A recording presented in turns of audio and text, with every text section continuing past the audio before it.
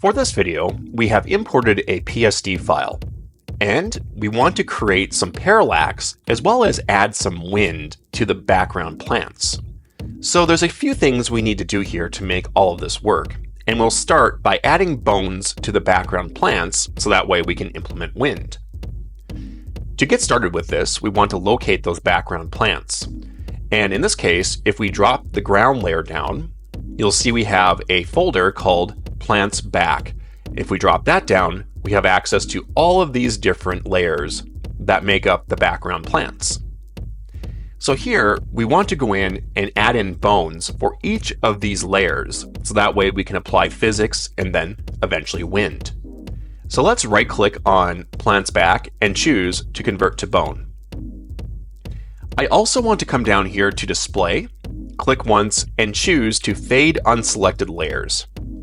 This will make the process of locating these layers easier. So if we go to the first layer under the bone layer, you'll see that it's colored while everything else is grayed out. And this will make isolating your plants a little bit easier as we add these bones. So right here we have the first plant, and with that now revealed to us where we need to add the bone, let's go back here to the bone layer, and we're going to hit A on the keyboard to grab the Add Bone tool, and I'll just come in and draw a little bone up like that. When I finish drawing my bones, I want to make a habit of hitting Alt and clicking off, or using the Escape key to deselect the bone once we finish. Because all of these bones should be isolated from one another. Nothing should be connected to each other unless if one plant has two bones, then those two bones should be connected. So let's keep going here. We have that plant. Now we're going to go to this plant right here. And I'm just going to add in the bones first, and then we'll bind after the fact. So with this now revealed, we can go back and use A on the keyboard and come in, and this time we're going to add two bones for this. So go up just like that with two bones. And I'm just going to make sure that nothing is connected to each other. So nothing is parented with these two bones. So now we go to the third bush, and it appears we have two different little things going on here. We have this one going up as well as this one. So we could try to add two sets of bones here. Let's start by going back here to the bone layer, and I'm going to Alt-click off of that selected bone and then choose to come in, and we'll add two bones like this, and then I'm going to Alt-click off and just add two more going up like this. So if we double check, you can see when I select this layer, it now looks like we have these two plants on one layer, and we can go in here and do some linking. So now let's go to the next plant, which is going to be this background flower. Go back here to the bone layer, make sure we have the Add Bone tool, Alt-click off of that selected bone, and we can come in here and let's just add one bone for the flower, going up like that. So there's your flower. The next bush we want to account for is this bigger one in the background. So let's go back here to the bone layer with the Add Bone tool, make sure we deselect the selected bone that we just worked with, and then come in here and then we can add some bones going up like this. So two bones going up like that. We have this plant in the background, and let's Alt-click before we draw this bone, or two bones I should say, so that way nothing is connected to each other. So there we go. We have this plant, and then we have this one right back here. And go back to the bone layer, make sure we have the Add Bone tool. I'm just going to come in here, make sure I have no bones selected while I draw these out, and just draw out the bones like that.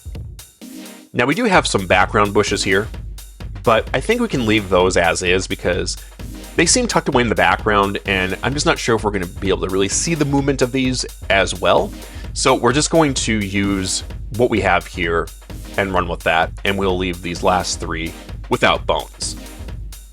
So now let's go back here to the first layer under the bone layer and start the process of linking our bones. So I'm going to select the Select Bone tool and then click once on that bone that's representing that image, and then come up here and choose to link your bones. Now we can go to the bush that's next on the list, and we're just going to select both of those bones making up the bush and choose to link. You have this bush right here, which is a little bit more complicated. We have a couple sets of bones. So we're just going to come in here and link those. Then we have one bone here. Just come in and link that.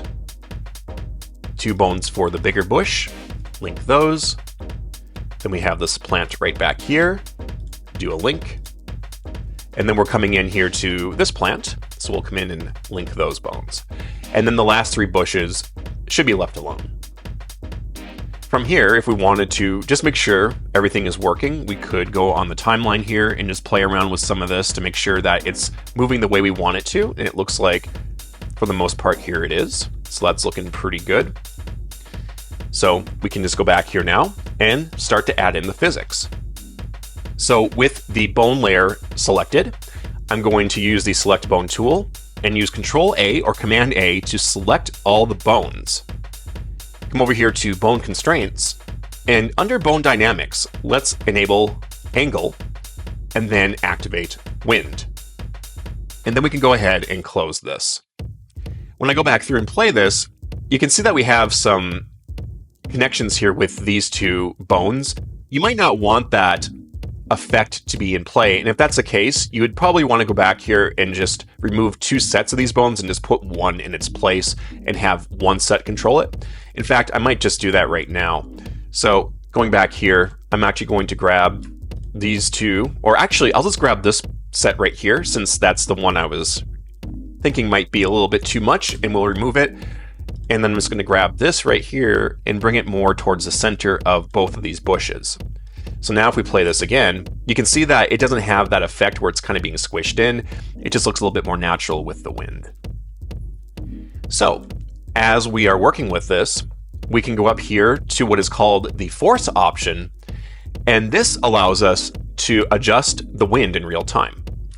So if we start to play this out, we have 240 frames here, so it's going to play up to that point and then repeat. But that gives us some options here to play around, for instance, with the direction. So if we came in here and we adjusted the direction of the wind, not only is the preview arrow changing up here, but you can see that we have some things changing with how the plants are reacting as well. So if we wanted the wind to blow to the left, we could definitely do that, or we could switch it to the right.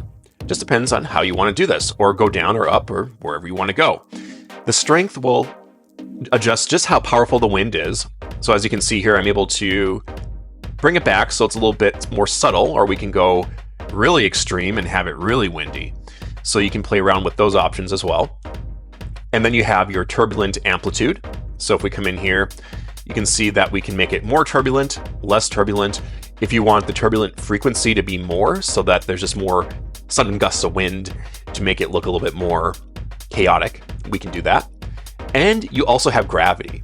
So if you want to make things maybe look a little bit more floppy, we could increase the gravity here, and you can see now we have kind of more of a floppy look with the wind. And if we were to increase the strength, this would probably be a little bit more obvious. As you can see here, we can come in here and have some definite differentiation with that.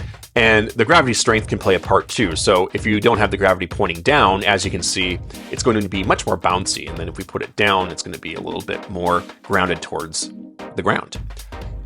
So there's a lot we can do here with this. It just depends on the effect and how you want it all to play out. So I'm just going to come in here and play around with these options a little bit, and we can settle on something about like this. I like it, it's subtle, it doesn't add too much movement to the scene, but it's enough to give off the illusion that wind is in the shot. So now that we have the trees animating, let's add that parallax to the scene. I'm going to come back here to display and choose to unselect fade unselected layers. So that way we have everything back in color. It's just a little bit easier to see this as we add the parallax. Now with Moho, you have the ability to view up to 4 different camera angles at once of the scene.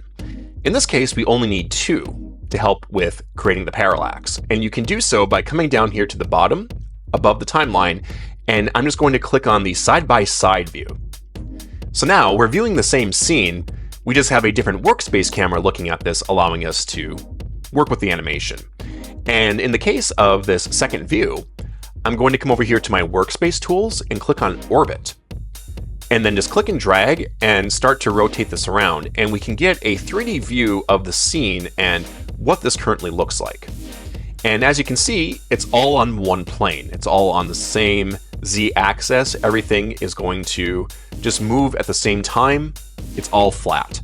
However, we can easily change this by coming over here and start to adjust the layers. Now we've split this up so that it's a little bit easier to work with. As an example, we have OL plants, ground, and trees. We can just take the whole group for OL plants and bring it up closer to the camera. And you can very easily just come over here to your layer options, and you'll see at the top we have position for X, Y, and Z, and then you could try to bring up the Z properties, and you can see here that it's starting to adjust this. However, I think you'll find pretty quickly here that that can become a little bit cumbersome to deal with once you have your entire scene laid out.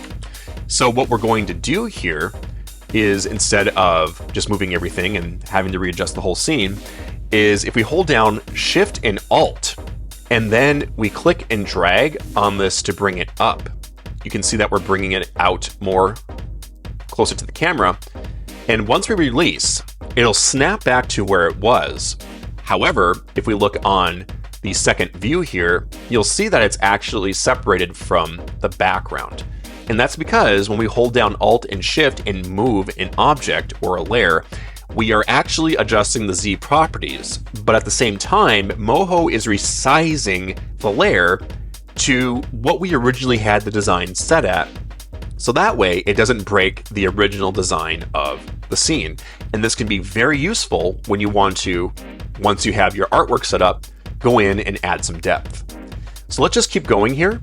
We can go down to the ground group next, and I'm just going to collapse plants back. And we'll start with plants 1. So plants 1 is right here, and we're just going to come in and bring that up a little bit as well. And just to note too, if we click again on the OL plants and go to your layer translation here, you can see that the Z property is set, and it's set to 2.1. So we probably don't want these next group of plants to come out past 2.1 because we want that first group to be closer to the camera and then the second group to be closer than it was before, but not as close as the first. So it's just something to keep in mind as you continue along here. Let's go to plants 1, hold down Alt and Shift, and we're just going to drag down to bring this out again. And you can see now it's at 1.1. But I can continue to work with this, so I can just repeat this and keep repeating it until I get a value that I would prefer in terms of distance. So maybe 1.6 will work. And of course, just to remind you, you can always come over here and double check to see how this is going to look in 3D space. Now the trunk, along with the ground, are going to be left alone. We're going to leave those at default. That's where we plan to have our characters on the scene. And that's going to be at a Z depth of 0. And that's a good default to have. So you have your foreground objects, then you're going to have the actual ground and trunk, which will remain at 0. That's going to be where all of our action is probably going to take place. And then we're going to jump to plants back. And now, instead of bringing it towards the screen, we can put it further away. So we'll grab the layer tool once again and come in here, and we're just going to move up, holding down Alt and Shift. And as you can see, we're coming in here, and I just moved it a little bit, but we can see here now that it's moved beyond the background. And we don't want to do that, so we want to make sure that we have the background back the furthest, because that's going to make the most sense. But let's just keep going here. Next we have the trees, which are also going to be in the background, and they're probably going to be a little bit further in the background compared to the bushes that we just moved. So let's use Alt and Shift and move up, and we're going to make sure that we push those trees beyond those bushes, just like that. And then we have the background, which we can also come in and just make sure we move beyond like this, holding in Alt and Shift, so that way everything works out in terms of parallax. I'm going to come back and click on Single View, and if I were to take any of the camera tools here, you can see I can come in now and create this nice looking parallax based on how I have set up the depth for the scene.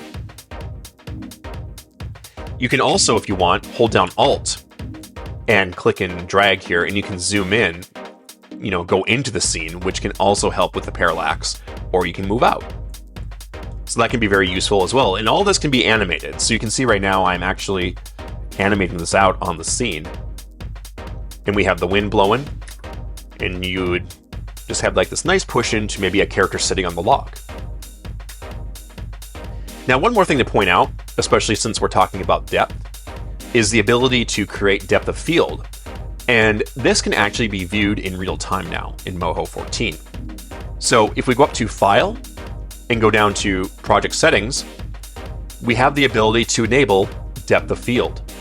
So let's go ahead and just enable this. And you'll see right away we have changes occurring on the canvas. You can come in here and adjust these parameters. So if you don't want this to be as blurry, maybe you just want it to be a little bit softer like that, you could do something like that. Actually, I'm going to adjust this just a little bit more so it's a little bit more obvious. So let's go to 10 and click OK. And you can see that it's definitely more blurry. And as we zoom in, the background becomes less blurry. And I can demonstrate this more if I just continue to zoom in with the camera. So you can see as I zoom in more and more, the background becomes sharper. And if we zoom out, it becomes blurrier based on that depth of field and where everything is at in terms of where we have the camera. So there you go. That's how you can apply wind, parallax, and depth of field to a scene inside of Moho.